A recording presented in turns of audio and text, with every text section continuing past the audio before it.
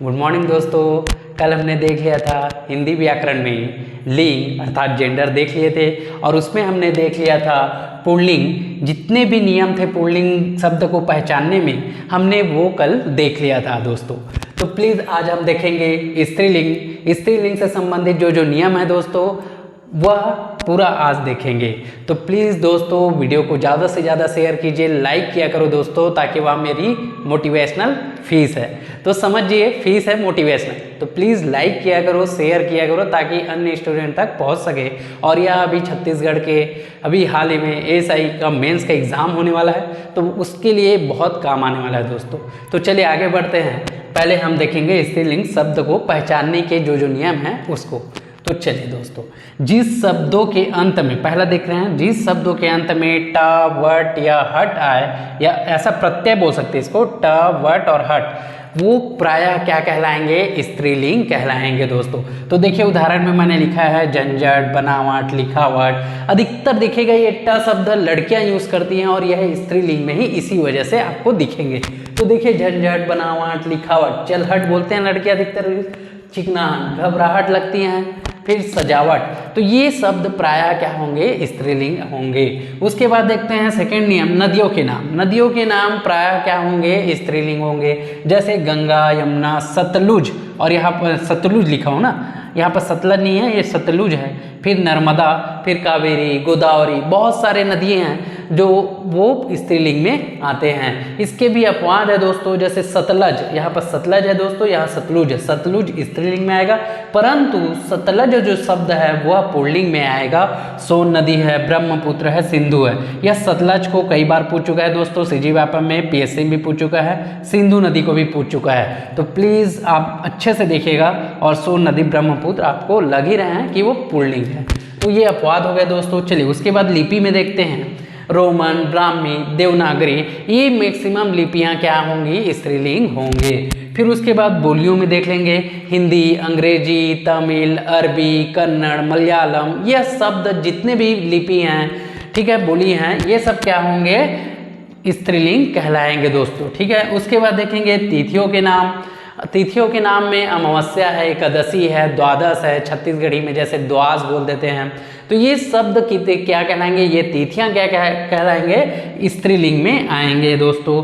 अमावस्या भी याद रखिएगा, अमावस्या, पूर्णिमा, एकादशी, द्वादशी, ये सब आएंगे, ठीक है। फिर उसके बाद देखेंगे खाने एवं बनिए की दुकान की जो चीज़ होती हैं वो प्रायः क्या होते हैं? स्त्रीलिंग में आते हैं। तो जैसे कि देखना, किचन में अधिकतर स्त्रियां ही बनाती हैं। तो देखिए दाल, दाल को हमने पुल्लिंग में फर्स्ट पार्ट में हमने देखा था अपवाद स्वरूप, और यह स्त्रीलिंग है, ठीक है। स्त्रीलिंग देखे थे, स्त्रीलिंग में दाल देखे थे। खीर पूरी, लालच जरूर आ रहा होगा, तो घर में बनाइए और खाइए दोस्तों, ठीक है। आज हम यहाँ पढ़ेंगे।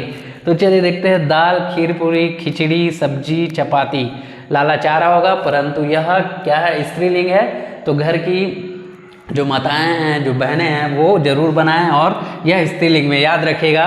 तो चलिए आगे बढ़ते हैं। फिर उस किचन की जो सामग्रियां हैं उसकी रॉ मटेरियल है वो बनिया की दुकान में मिलती है, और उस बनिया की दुकान के अधिकतर जो सामग्री होती हैं वो क्या कहलाएंगे?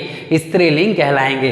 तो देखते हैं उसमें भी हल्दी है, लौंग है, सुपारी, मिर्च, दालचीनी, यह प्रायः क्या कहलाएगी? स्त्रीलिंग कहलाएंगे। जैसे इसमें भी कुछ अपवादें हैं, जैसे कि गरम मसाला, गरम, नाम ही गरम है, और पुरुष क्या होता है? थोड़ा क्रोधित होते हैं, तो वो गर्मी रहते हैं उनमें। तो ये गरम मसाला क्या है? पुल्लिंग में आता है। नमक, नमक ज़्यादा खाते हैं पुरुष लोग, तो वो क्या है? नमक भी हो जाता है, इसमें पुल्लिंग में आ जाता है अपवाद स्वरूप। तो इस तरह से इसमें अपवाद भी हैं, 2-4 जो बनिया की दुकान की हैं जो चीज़ें, वो सब क्या होती हैं? अधिकतर प्रायः तो स्त्रीलिंग में आते हैं, परंतु पुल्लिंग में भी इसमें कुछ शब्द आते हैं, जैसे मैंने बताया गरम मसाला है, नमक है, तो ये शब्द।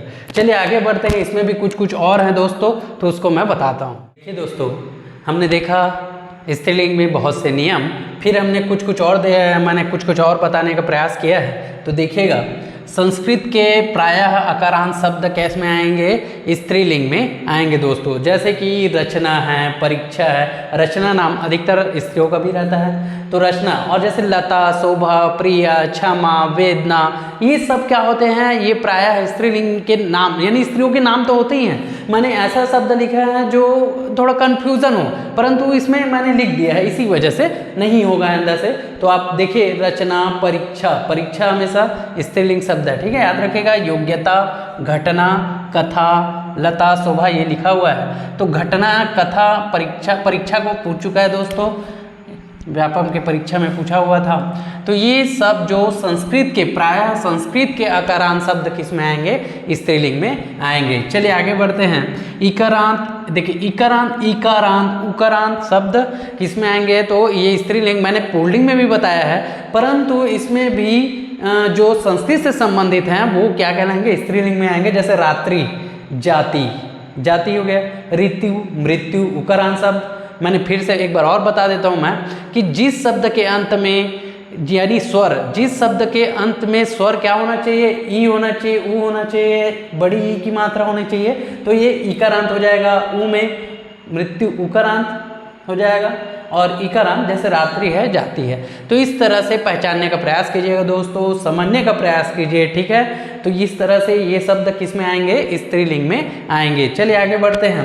अब मैं ये बताना चाहता हूँ दोस्तों कि सीजी व्यापम में पूछा गया प्रश्न और CGPSC में बहुत सारे जो शब्द हैं उसे पहचानने के लिए आता है। तो देखते हैं कौन कौन सा शब्द है, मैंने यहाँ लिख रखा है। जैसे तलवार, तलवार स्त्रीलिंग है दोस्तों, परंतु अधिकतर पुरुष तलवार पकड़ते हैं, तलवार में दिखाया जाता है, परंतु याद रखिए तलवार, यहाँ पर तलवार मैंने लिख रखा है, देखिए तलवार। और नींद, भतार, दाल, भाषा, ये सब क्वेश्चन आ चुके हैं CG व्यापम में, ठीक है दोस्तों। पुल्लिंग में भी देख लीजिए, सूची पत्र, पुराण, चित्र, पुराण, मैंने ड़ा बताया था आपको, ड़ा का ट्रिक, तरह का बताया था। ये जितने भी शब्द देखिए मैंने पहला पार्ट में पुल्लिंग में बता रखा है दोस्तों, तो जरूर देखिएगा उसको।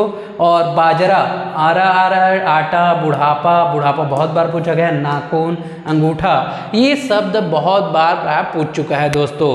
तो इस तरह से हमारा हिंदी व्याकरण में लिंग जो चैप्टर जेंडर है वह समाप्त होता है दोस्तों। तो चलिए आगे बढ़ेंगे, इसी तरह प्लीज़ यह वीडियो शेयर कीजिए, ज़्यादा से ज़्यादा लाइक कीजिए और चैनल सब्सक्राइब कीजिए दोस्तों। तो चलिए आगे बढ़ते हैं, और आज यहीं तक रखता हूँ और नेक्स्ट टॉपिक जल्द लेके आऊँगा, ठीक है। तो चलिए दोस्तों, बाय, जय भारत, जय छत्तीसगढ़, जय हिंद।